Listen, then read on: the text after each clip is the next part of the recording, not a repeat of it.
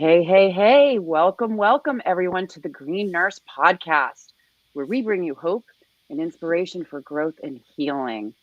And I got a surprise for you all. We're here to educate and empower patients to make choices that are best for them. We're also here to decrease stigma around what it means to feel good and be high. Hence the H for hope, I for inspiration, G for growth, and H for healing.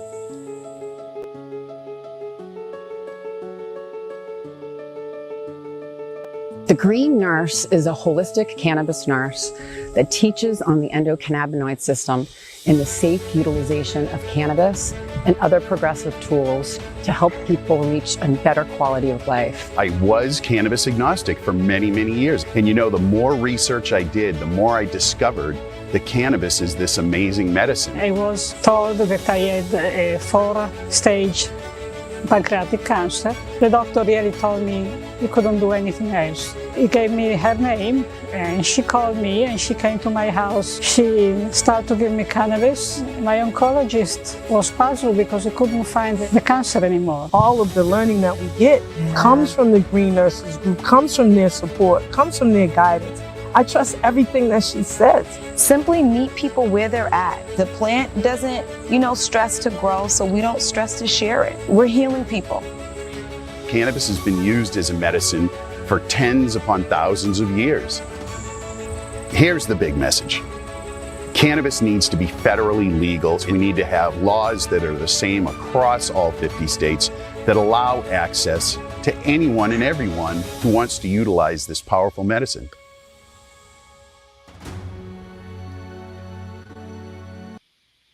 And where do you know? There you have it. Welcome, everyone. Welcome to the show.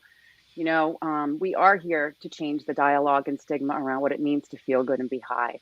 Hence the H for hope, I for inspiration, G for growth, and H for healing. And we often talk about things that people don't want to talk about. However, they're really important subjects that need to be discussed to decrease stigma for healing. So tonight's show, we celebrate a pediatric cannabis pharmacist in the cannabis industry who I've been following on LinkedIn for a while. And I would like to welcome Dr. Codi Peterson. Dr. Codi Peterson is a clinical pediatric pharmacist with diverse experiences across the pharmaceutical landscape. He is a Duquesne University graduate, and I think I probably just brutalized whatever that was. Duquesne, it's okay. Duquesne University graduate.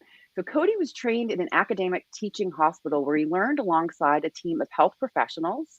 Building upon the general pediatric hospital experience, Codi advanced to emergency and critical care pharmacy, where he found a passion for improving the pharmaceutical care of complex dynamic patients.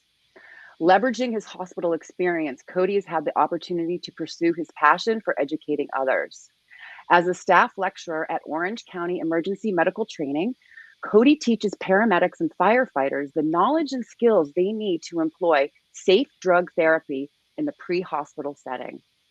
Codi has an innate ability to translate complex pharmacological information into digestible concepts that are applicable into the field that he's speaking.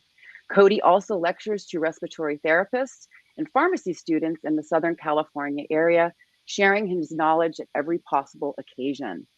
Now, turning his focus and skills from Western medicine to a more functional and holistic therapeutic approach, Codi is enrolled at the University of Maryland School of Pharmacy, where he's obtaining his master's in science in medical cannabis science and therapeutics. He is the president of the Medical Cannabis Student Association at UVM. He's an active member of the International Society of Cannabis Pharmacists, as well as the Association of Cannabinoid Specialists. With his extensive pediatric experience, Codi is poised to bring a new and needed perspective to the cannabis space. While a proponent of individual rights, home grow, and global cannabis reform, Codi also aims to defend the sanctity of medical cannabis. Codi believes cannabis is medicine, that all patients deserve access to medicine, and that includes access to trained healthcare professionals who are able to manage complex medical patients. Codi, welcome. I'm really so thrilled to have you here. We were talking just a little bit before, I've been a pediatric nurse working at Children's Hospital and really doing some dynamic work, working a lot with pharmacists to get these kids home on extensive therapies. The other thing too is I have a son with a rare genetic disorder who at the time I know would have benefited from cannabis. So I'm really, really happy that we can have this conversation with the hopes to educate parents out there that may be thinking about cannabis as medicine for their children. So it's a much needed conversation. Thank you so much for having me. Man, I wanted to get that out since the beginning. Let's start from the beginning. Wow, really powerful video, Sherry. I really liked it. I thought that Mark closing it out saying that cannabis, access to cannabis needs to be assured across all 50 states. We have to end this facade that cannabis is so dangerous that we must restrict it. Cannabis is a plant that grows in the ground. And like many things that we fully permit adults to do, it can have intoxicating properties, but that's okay. It also has a ton of medical properties, including potentially that mind-altering aspect, as you allude to in your acronym. Yeah. And that's the thing too. It's just really interesting, that an acronym with HIGH. So when we're working with patients and even pediatric patients, moms and dads will be, I don't want my kid to be high. And so it's really, really teaching them about the endocannabinoid system and how we make components in our body like the plant and how they may not be making enough, their children. So it's like a supplement. So it's trying to change the dialogue about medicating heavily versus supplementing with cannabinoids that can actually make a huge difference at even low doses. And, by using phytocannabinoids, plant cannabinoids, we're just using a medicine, right? It just so happens that this medicine is from plants and tends to be far safer than most that come from laboratories. But we're still using it to manipulate other neurotransmitters in the same way that we use other medications that have side effects that can cause changes in cognition, like benzodiazepines that parents often use for their complex seizure children. Or, for example, like opioids that are so commonly used in fighting pediatric cancer. Those cause a high too. And what I would argue is a much more deleterious, a much less enjoyable, a much less hopeful, insightful, spiritual experience than you get from a THC high. So I think, not all highs are the same, I guess is what I would argue. That's it too. It's very subjective. It's very personal. Now here's a cool story about the high. Really quick, and then we'll dive in a little bit more. So my mother was plagued with stigma. She blocked me on Facebook. She wrote me out of her will when I first started using cannabis. And she was so plagued with stigma. But it took, her seeing a couple podcasts, seeing these powerful stories of people her lives have been transformed and changed. So she started using cannabis. She came to me and asked, and we slowly, worked her way up where she felt comfortable using cannabis. So I had her on one of my podcasts. And, the most profound thing that she said to me was this. Mom, she said to me, she goes, Cher, cannabis is making me feel good and I'm not even high. I go, oh, you feel good, but you're not high.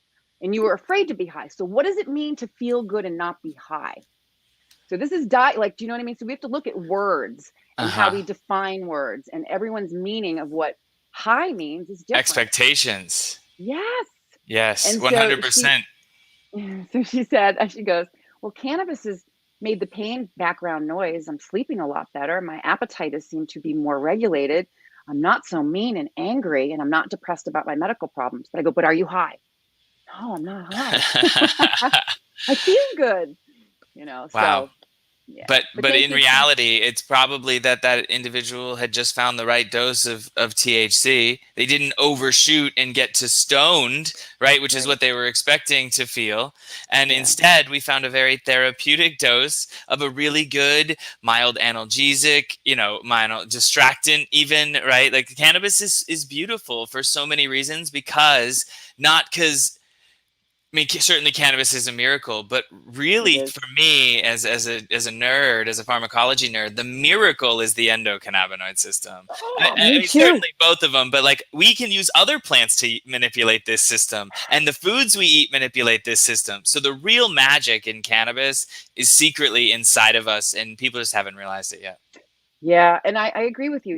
It's like we have an endocannabinoid system, not because of the cannabis plant, but because we make molecules very similar to the cannabis plant, right? It's And I love that one. It's one of my number one myths to debunk, is that we evolved to smoke cannabis. No, we evolved alongside of cannabis. We found out that it made really good rope, really good food. And then somewhere along the lines, we found out that it could be some fun. And that was probably, tens of thousands of years ago, a long time. right.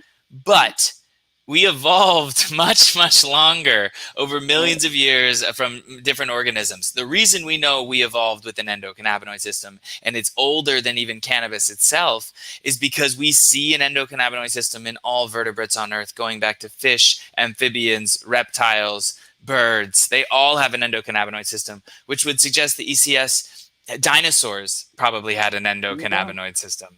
Right, right. And you think about too, is, even when you go even further to prohibition, and I look back at years and years of how it's been prohibited, like, we're cannabinoid deficient. Say, we're all cannabinoid deficient, and everything that we do or don't do in our lives affects our endocannabinoid system.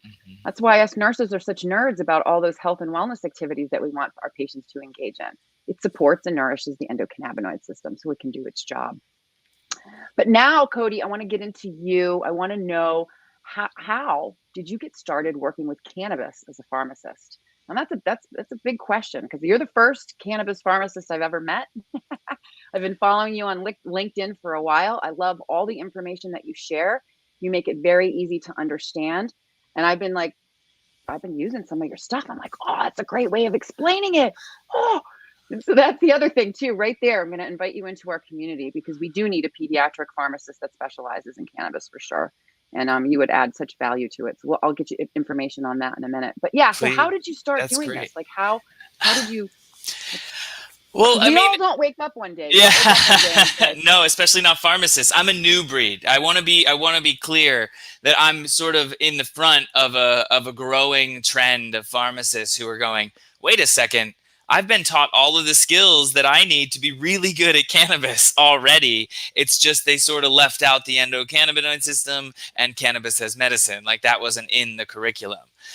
So there is this growing trend. Now, number two, I got into cannabis as medicine sort of in pharmacy school when I helped a loved one who was passing a pancreatic cancer, similar again back to the movie, enjoy a couple last meals and a couple last laughs with her loved ones. We were never aiming to fight cancer with cannabis. We were using the wonderful side effect of high and the wonderful side effect of munchies in a patient who really could have used both. And that's really what applying cannabis medicine is all about. There is a aspect of hope and an aspect of really having a tool that can make you perceive your problems differently. So it was a wonderful experience, and I knew then that there was something to this medicine, but I kind of threw it in the back burner. Frankly, I've been dispensing cannabis medicines ever since I started pharmacy school, right? Marinol. THC is an FDA approved drug for a couple indications. And so I've always, had some idea of what THC is, and as a molecule, right? Like, I know other molecules, furosemide, chlorothiazide, et cetera. And so what really sort of changed things was this come up of Epidiolex, right? I practice in a pediatric pharmacy, a hospital, and really I'm in the emergency department now, but I've been all through the general pediatrics and epilepsy units, et cetera. And so you see a wide range of health conditions, but what we do see often in kids is seizure disorders or other disorders that result in seizures. And so often parents are interested in taking CBD, and there's now FDA approved medicine that's made from CBD. So I was already practicing some degree of cannabis pharmacy, right? In a weird, we all do. This is what I'm saying. Like, pharmacist is already prepared to do this. What happened, and I was fortunate, is my employer offered some rebate for education. And on that same day, as luck and the universe may have it, my friend on the East Coast calls me up and goes, "Hey man, saw this master's program at the University of Maryland School of Pharmacy. Never heard of it. Sure enough, first of its kind, et cetera, et cetera." So I was really excited to dive in, and I guess sort of the rest is history. And now I've just discovered a passion for both educating, which I did sort of again in Western pharmacy. I teach paramedics, right? I do teach them about cannabis, whether they like it or not. But I teach them about drugs they need, like epinephrine in the field and diphenhydramine, Benadryl, etc. And so I teach them those medicines. And so I already know how to teach about medicine at different levels, right? Paramedics do not, they're not science people, right? These guys are burly, manly men who like to do carpentry. That's stereotyping a bit, but they are. It's a very fraternal atmosphere, firefighters. Right. So you need to be able to translate complex information into very simple, digestible, rememberable concepts. Yeah. And so I developed that skill. I discovered the ECS, and the rest is history. Check my LinkedIn stream. That's it. I know his LinkedIn. There's a link right down below in the summary. You have to check out his LinkedIn. It's amazing. Like the content that you're creating is it's impeccable, and it's needed because you make things make sense, because it is a really, really abstract. And that's how I developed my little umbrella there, was because the endocannabinoid system. I'd be lecturing and teaching, and I'd have doctors and nurses raise their hand and be like, Sherry, the endocannabinoid system, I never learned about it. Where is it? It's everywhere. It's everywhere. So that's why the umbrella, the umbrella makes sense. Our body is the umbrella. All the spokes of the umbrella are different organ systems in our immune system. All the different fabric pieces that attach to the spokes of the umbrella are our neurotransmitter signaling systems. The endocannabinoid system blankets on top of the entire umbrella, because we have receptors on all of our cell surfaces and all of our organ systems and at the neurotransmitter signaling junction sites. So it just kind of makes sense. This whole umbrella concept, it shows the interconnectedness of the entire body and how the endocannabinoid system is that master regulatory system that regulates the entire thing. So I love it. It works too, because it's all about an umbrella is about adaptability, right? The ability to do what you're doing in the rain. And that's really what the endocannabinoid system is about. And when we talk about how it's in every animal everywhere, why? Because Earth is changing all the time, right? It's spinning around in a circle around the ball of fire, and we have seasons. It's on a tilt, right? All this crazy dynamic stuff we see every day. It can be raining. There can be hurricanes. The ECS regulates how the body responds to it and tells it how it should burn the fuel that it has, the fats that it has stored as energy. How should it burn that fat? And as well, what should it do with the blood vessels? Should it constrict them to keep warm, or should it open them to get cold? It is about perceiving something in a experience that you've been in before. Let's say PTSD, right? You were in a car accident and you sort of get anxiety through your memory. The ECS connects memory to the other neurotransmitter systems, causing, this is why in PTSD it's dysregulated, and why we can supplement with plant cannabinoids and manipulate it. So it's all interconnected through the ECS. You're spot on, and it can be applied for so many things. Yeah. Oh, goodness. My computer's blinking. So just want to let you know, sometimes the spirit speaks and I might not be able to see you. Oh, I'm back. All right. Yeah. All right. So I want to get into why pediatrics, because I'm going to tell you right now, my experience in nursing school, I almost failed because I couldn't take care of pediatric kids. I was horrified. I was crying. I was like, I can't do this. But then I had a child with a rare genetic disorder, and he taught me that kids don't even know they're sick unless you're doing something to them. It's mostly the parents that we're taking care of. So the pediatric, so anyway, so that's how I got into pediatrics, is because I had a child that had a rare genetic disorder, and I had to care for him at home. And I thought to myself, there's a different way that parents could experience that. And so that's why I started, because he had to come home on very complex therapies. Mm-hmm. So that was my reason into pediatrics, was to help parents, through what I learned as a parent, and then marrying, the clinical nursing skills and the science to what we're doing. But it's been really, really rewarding. It's a completely different type of patient population, because you're not only taking care of the child, but you're taking care of the family as well.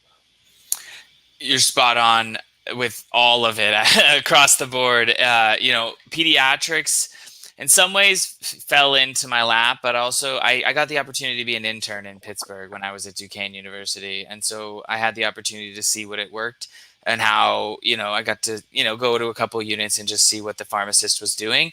And I just feel in general, I have a lot more empathy for children. I see an adult type 2 diabetic or someone who hasn't really changed their lifestyle, who wants to continue behaving the way they've been behaving for 20 years, but expects to not be in pain, to have a good quality of life, and is complaining that they don't. And it sounds terrible, but I'm not a nurse for a reason. I'm a pharmacist because I am not the empath that my wife, for example, who's an ICU nurse, is. So I'm all about sort of like take action, I guess, in a lot of ways. Right. And so I don't feel as compelled to help adults because I think adults can help themselves a little more. Kids are innocent. They have no understanding of how or why they have the disease. And most of the time, they have absolutely nothing to do with it, as opposed to many adults who are dealing with diseases that they have in some way, shape, or form inflicted upon themselves. Not all of them, certainly, plenty of people, but a lot of diseases, especially in the United States, in this modern time. And so I want to help a lot of individuals, and I think we can, but that's how I found Pediatrics, because I have a real passion for these poor innocent little nuggets, right? And I take care of babies that go down to half a kilogram, like 1.2 pounds, and I dose medicine. So there's certainly some stress, right, associated with that, and I need to make sure that I'm checking my references and being careful. And it's a little bit different than taking care of adults, right? But it also is very conducive to cannabis medicine, because pediatrics, number one, we don't have studies. I'm basically extrapolating information or trying to take information that we can find and applying it to clinical situations. And that's what pediatrics is all about, because you can't actually ethically study children very well. And so there's never any data. So we play and practice pediatric pharmacy, the doctor's ordering and me allowing that order to be cool and kosher, is this game of like, okay, what do we know? What has been done at other hospitals? What can we do that we think is safe? What happens in adults? What percent dose should we do with that? And it's all about individualized medicine. Reminding you of anything, Sherry? Oh God, I'm right back there. Mike's per kilogram per minute. There it is, an infusion. I just taught that to the paramedics yesterday on dopamine drips. So there's a lot in cannabis medicine that overlaps, because cannabis is okay. We're going to start with this cannabinoid, but we don't really know your system or how you're going to respond, and we're going to slightly adjust. We'll add another cannabinoid. And we'll mess with the formulation. We'll work on your other lifestyle, etc. It's just very dynamic, and really pediatrics is that way. We have to look at everything from more angles than just here's the drug. So I actually have a couple questions for you in regards to some of the patients that I'm taking care of. So a lot of patients are coming to us that are already on Epidiolex that is being titrated up and up and up, and they're not having the response that they're looking for. And so what patients are coming to us for, because they've been reading and studying and learning about whole plant medicine, is supplementing with the rest of the other cannabinoids through various different products. And then what we're seeing is they equilibrate out. Of course, there's no research. Of course, there's no studies. But it seems that what's end up happening is they hit that plateau, and instead of going up and up and up, they balance it out with the rest of the plant, a full spectrum CBD, CBG, CBN, or whatever the mix is with the terpenes that our custom formulators make. And then we're seeing a huge impact, and even the Epidiolex doses going down. So that was the proof is in the pudding, right, Sherry? And so the proof is in the pudding.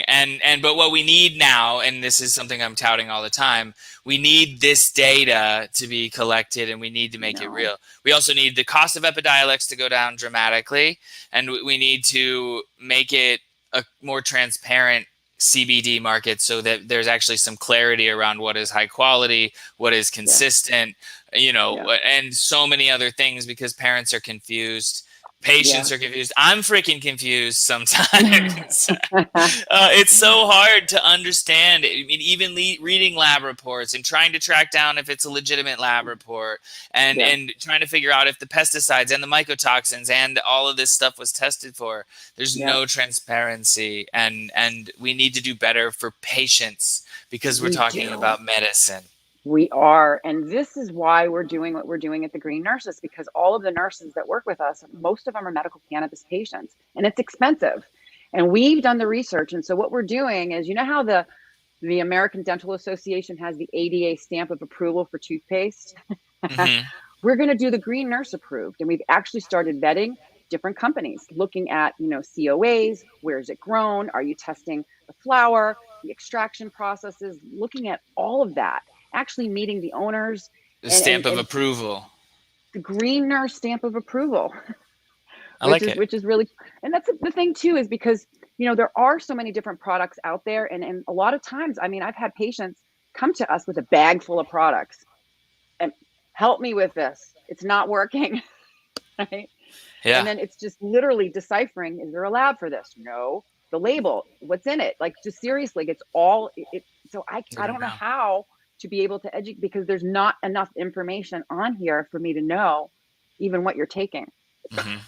Yeah, it's a real challenge. There's no doubt that, but that's why I think we need some hybrid of federal total descheduling of all phytocannabinoids. If it's naturally occurring in the plant produced by those enzymes, then I think it should be legal tender. You can have it at farmers markets. You can grow it in your backyard, whatever.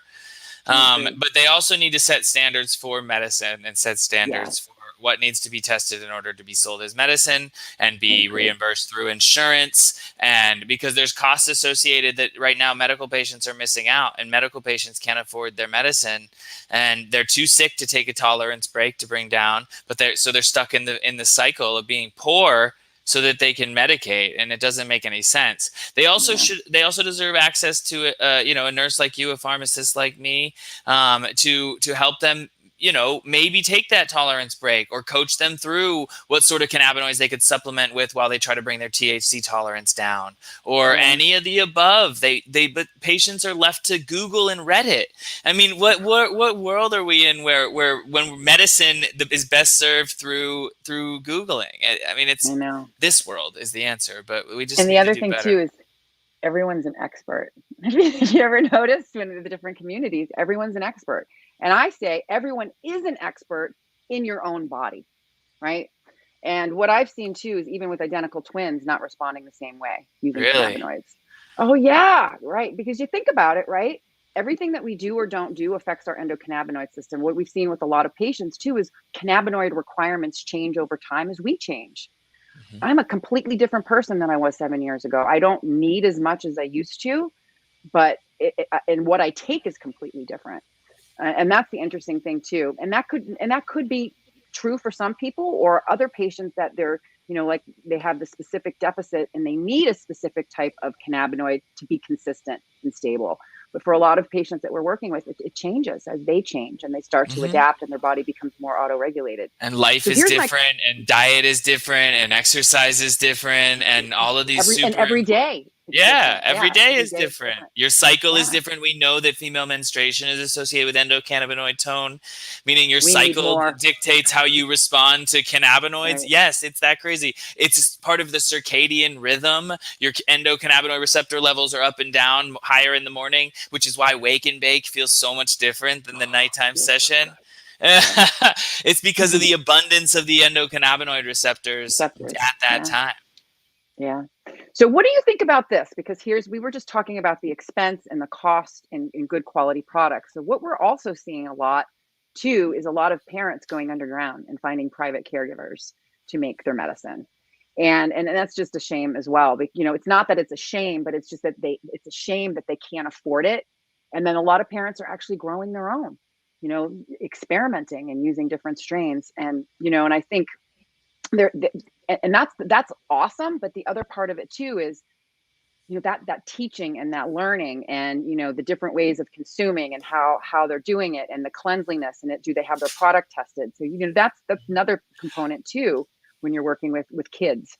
If parents want to do that, that's great, but we shouldn't force them into a situation where they have to do that for their child's health. That's the real issue. It's not. I'm all for if parents want to grow medicine for their sick child, utilizing homegrown cannabinoids.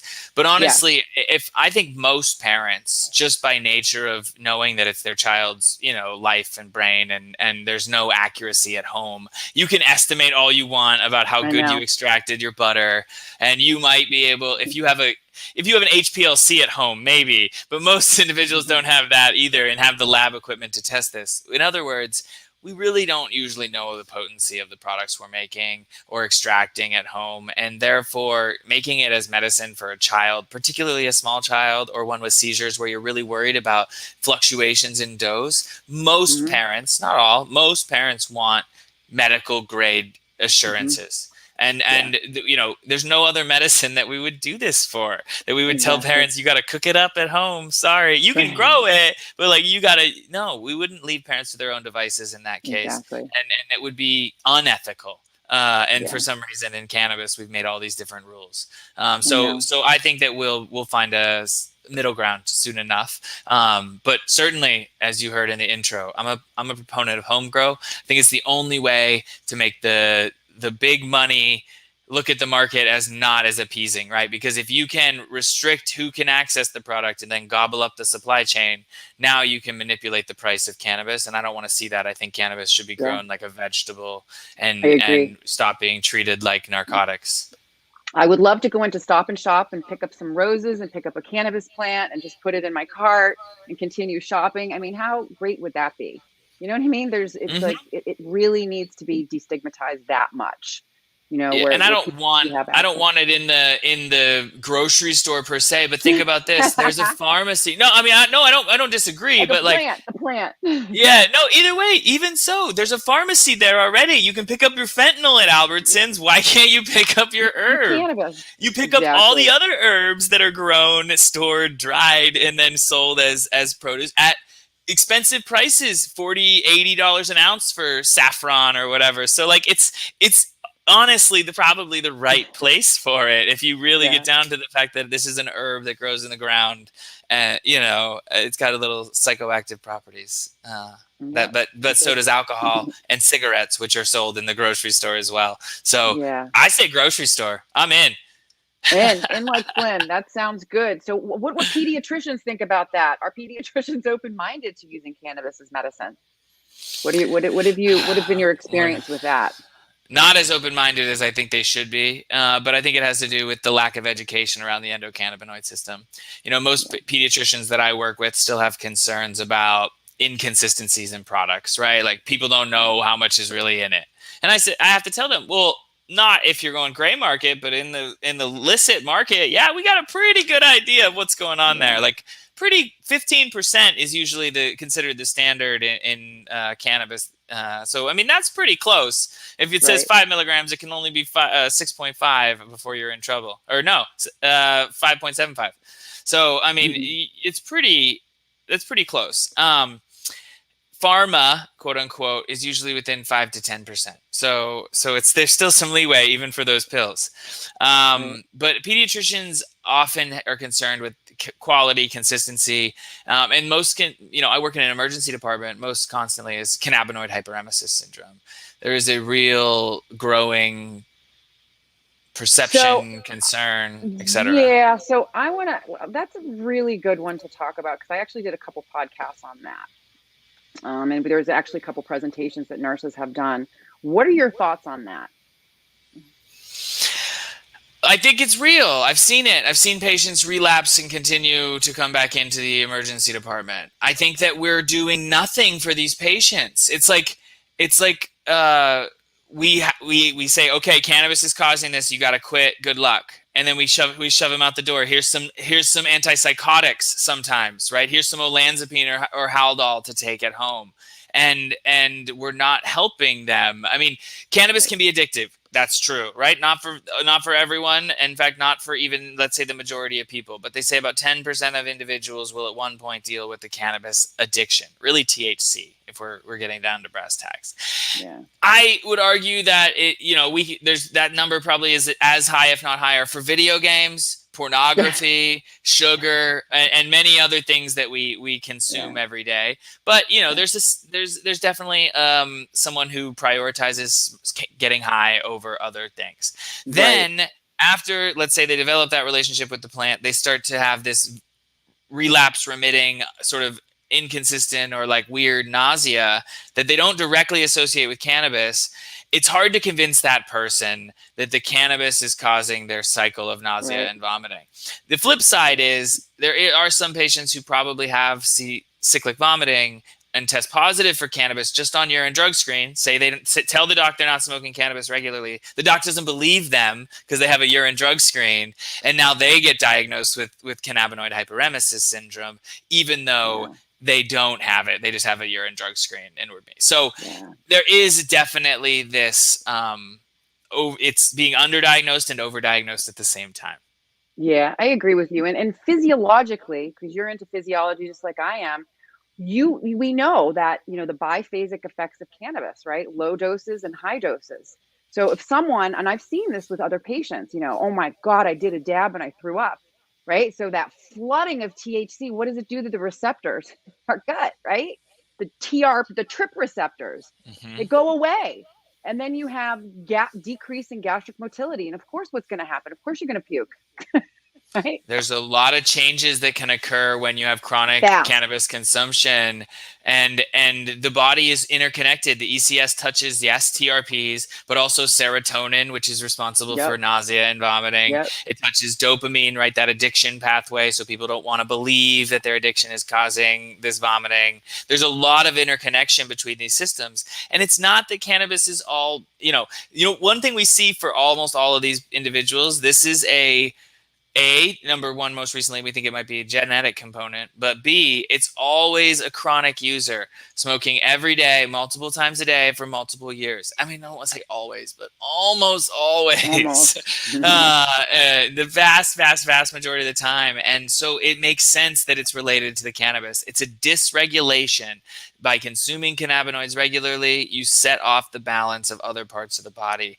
And never have we lived in a time where cannabis is so accepted, available, and potent. And so we're seeing an increase in an associated side effect. And I do not think it's pesticides. I do not think that I mean, I know we're looking for a scapegoat, but look, cannabis is a beautiful, safe medicine, but it's not perfect, because welcome to life. Nothing is.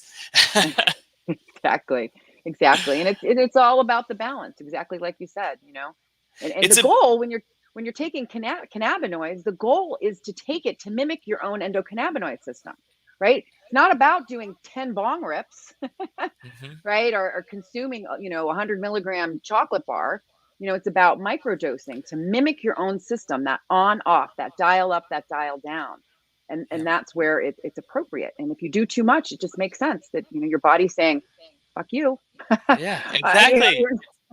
It's like a dimmer switch, right? The body naturally has a dimmer on the ECS all the time because it's modulating everything else. It's homeostasis, it's balance, right? So if you think of the ECS as a dimmer switch, and the dimmer switch is very easily stimulated by THC. I mean, THC, it hits the switch pretty hard, or hits the switches. It doesn't go all the way up, but it keeps them on pretty good. So if we consume that constantly all day long, and if you consider the fact that THC takes days, if not weeks, to leave the system, right? And the metabolites of THC, it's easy to understand that this could set everything out of whack by constantly having the lights on. You're going to burn your bulbs. I mean, again, in like a simple term. So I think it's naive to deny it. I think we'd be better as a community to accept it, acknowledge it, and say, yeah, it's not perfect, but look around.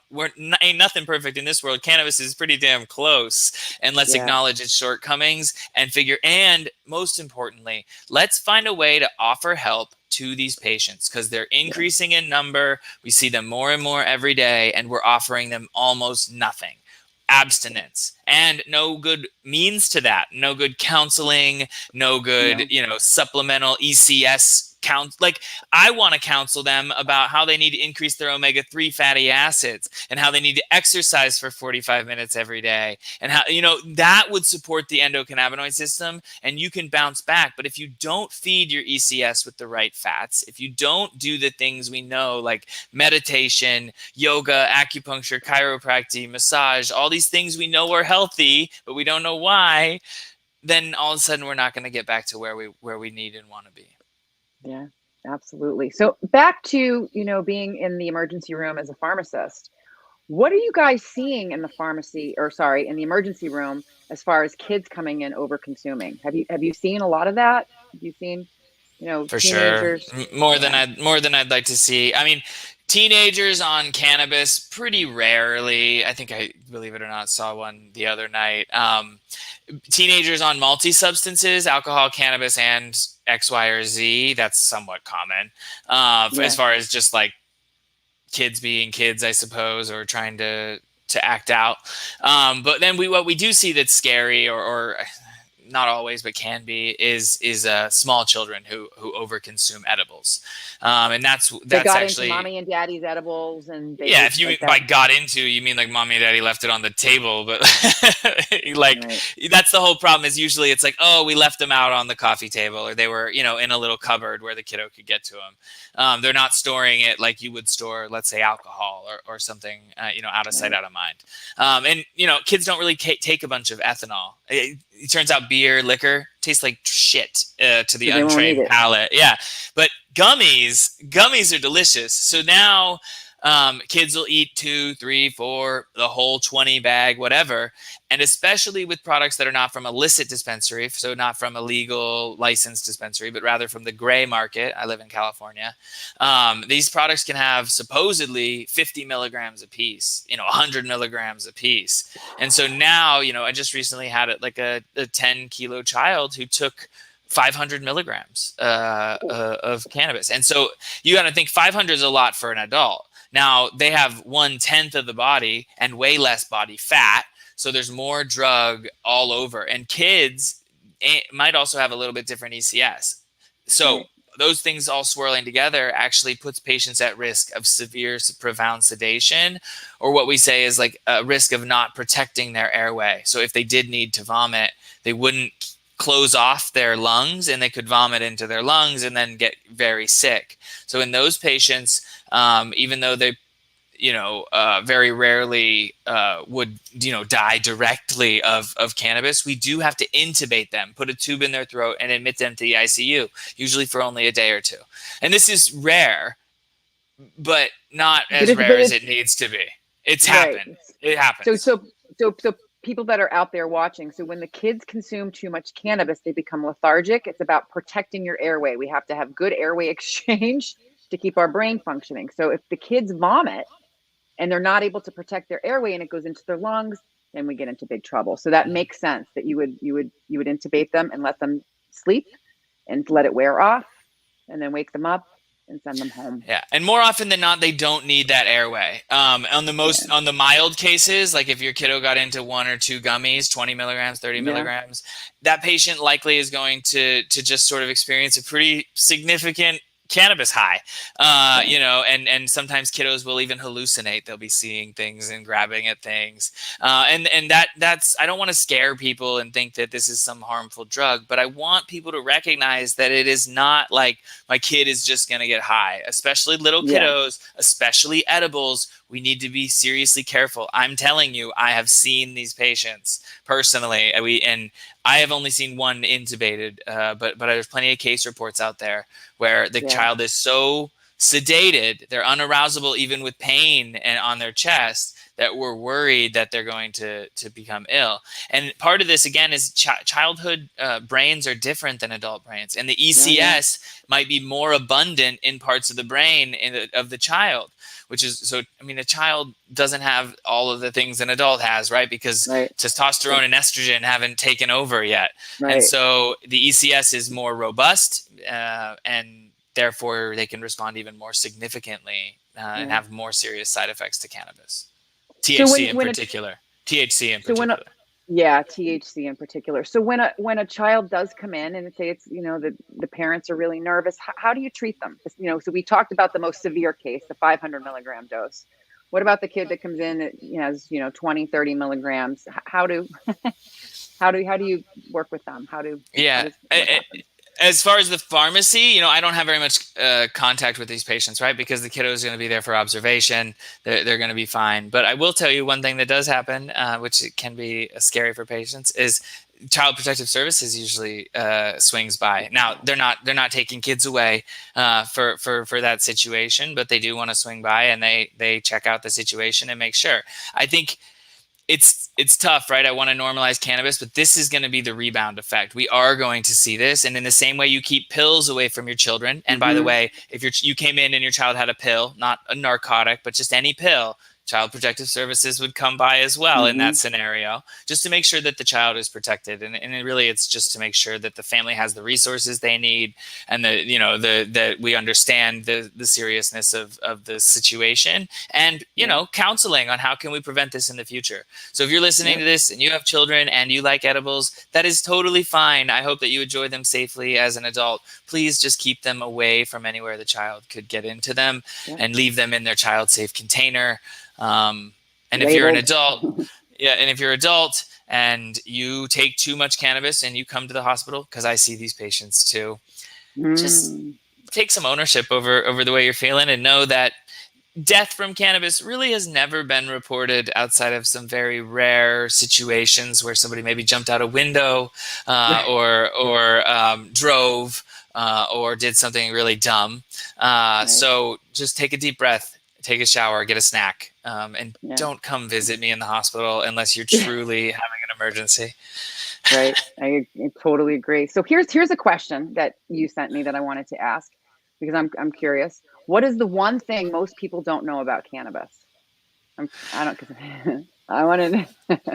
Well, there's a couple things. Depends on who you're talking to, but the one I love to go to is male and female. That people don't realize that there's male and female plants, and that you never have smoked a male plant. Those aren't boy flowers. It's very specifically girls.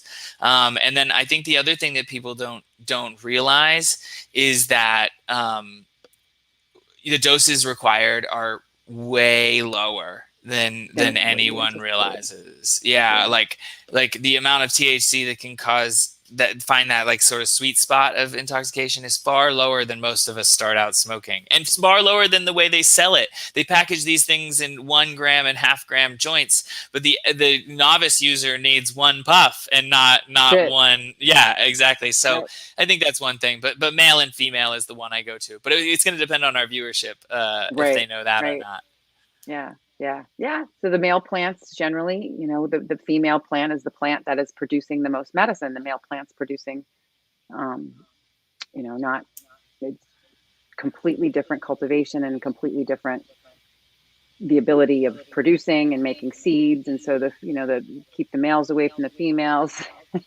The males get called. Let's be clear about this. As soon as the male identifies as male, as soon as it shows its gender, it's lights out. This plant gets hacked and is moved away.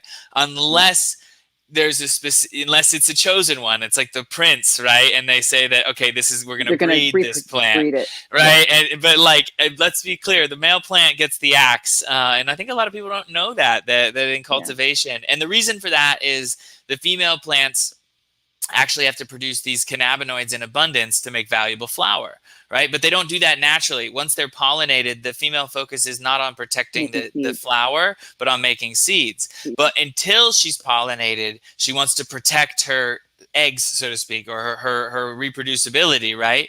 And so they produce cannabinoids and cannabinoid acids, really, which are really good protectors from UV radiation. And so it protects the flower from getting dried out and fried by the sun. And therefore, she's waiting for her Prince Charming to spew his seed this way. Yeah, there you go. That's great. That's great. That's really good, because people, I knew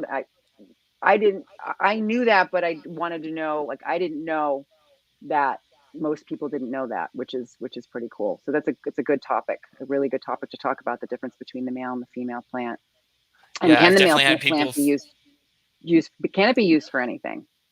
I want to know. I think if we probably don't have, I bet there's a secret in that plant. There's no way that we've always been culling the male plants, right? Cannabis is used and grown wild, and in the wild, it isn't sensimilla. It isn't this isolated female. It's males and females mixed together.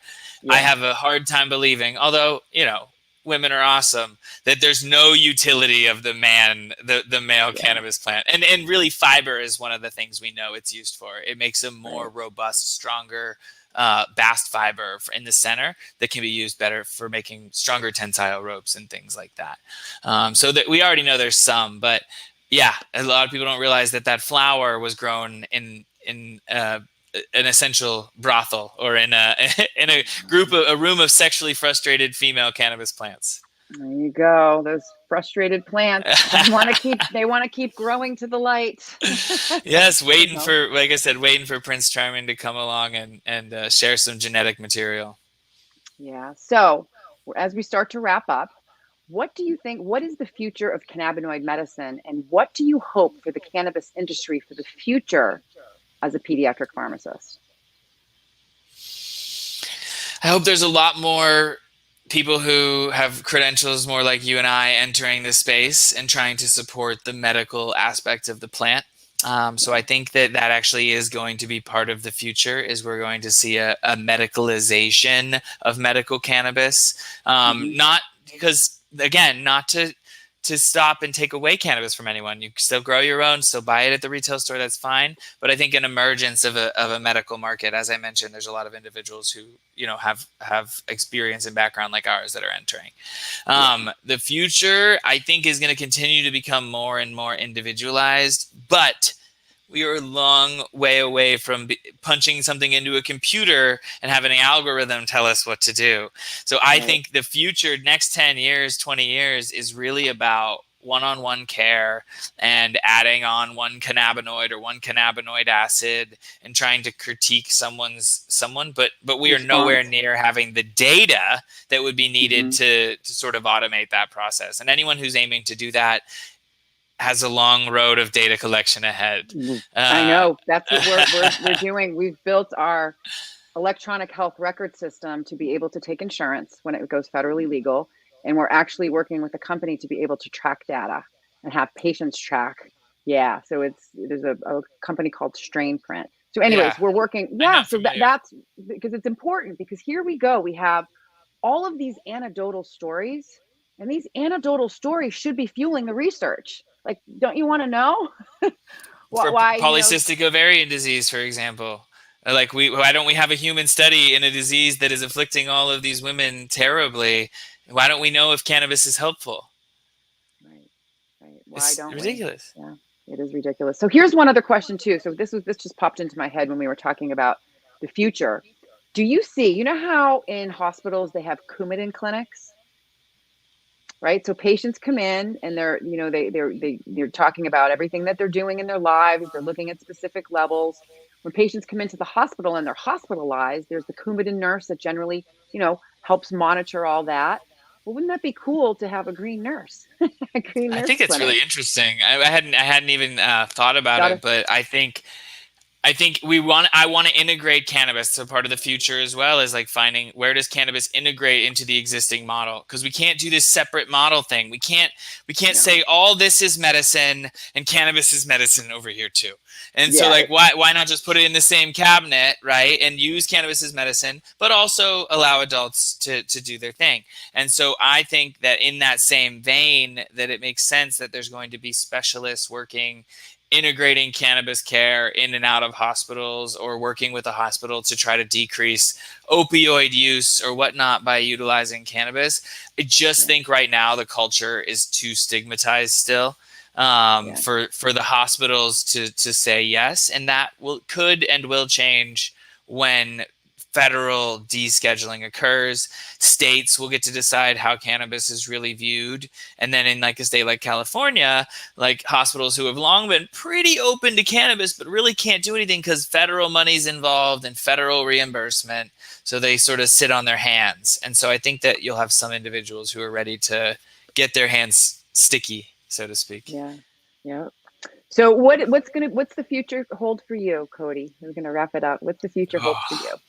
I don't know. That's the real question, isn't it? Look, I'm really trying to get into this space. I want to do B2B consulting. I want to help people. I want to continue to be an advocate for the cannabis movement and cannabis as medicine.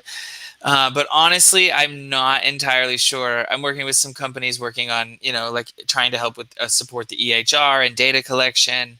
So supporting all the stuff that I was talking about today, I guess, is what I aim to do.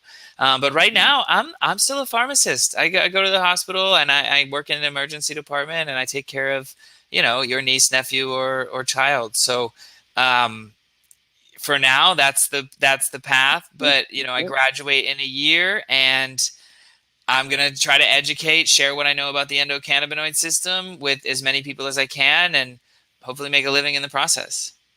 So I'm going to send you that link right there. The Green Nurse Holistic Caring Community is a community for all patients, providers, pharmacists, and people globally. So we've created this ecosystem so people can come in. It's private, it's uncensored, and there's free introductory to cannabis course, free patient portal, free patient support group, free monthly webinar, and a free book club. And you don't even need to own the book, which is really cool. So yeah, so we're inviting all people in there. It's a really, really rich community, and we're helping people. We're decreasing stigma. We're educating in a way, and we're bringing providers together so everyone can come together and just like elevate the plant, destigmatize the plant, get the appropriate information out there. So we would love to invite you to the community because what you have to offer is just so amazing. I just typed it into the browser. Excellent, excellent, excellent. So we can find you on Instagram, Cannabis PharmD, and that's listed right below in the summary. And then we have, you're on TikTok. I am on TikTok. I have to go. I'm on TikTok. Oh, you are? Codi, oh my God. I went viral twice and they took me down. I'm on my third TikTok. Did you say the C word, cannabis? So it's funny. So I do like little experiments to see what they'll tolerate and what they won't tolerate. Testing the algorithm very much. No, they don't. I haven't been kicked off yet. But I'll be honest, I've sort of put it on the side or back burner. So I'm gonna have to get back on there. Yeah. So yeah, definitely. So we got a TikTok account. He's got a LinkedIn account. His LinkedIn account is absolutely fascinating. You will get a ton of hugs and nugs of cannabinoid therapeutics and education. So thank you, Codi. We're so great to have you here today. Don't click off because we still have to talk, but I'm going to end the segment. Thank you, everyone, for joining us. Thank you, everyone, for joining us tonight. This has just been an incredible interview. I'm really, really grateful. And remember, everyone, what it's really all about. It's about living your best life and helping others do the same. Thank you so much. We'll see you tomorrow morning. Thanks, y'all.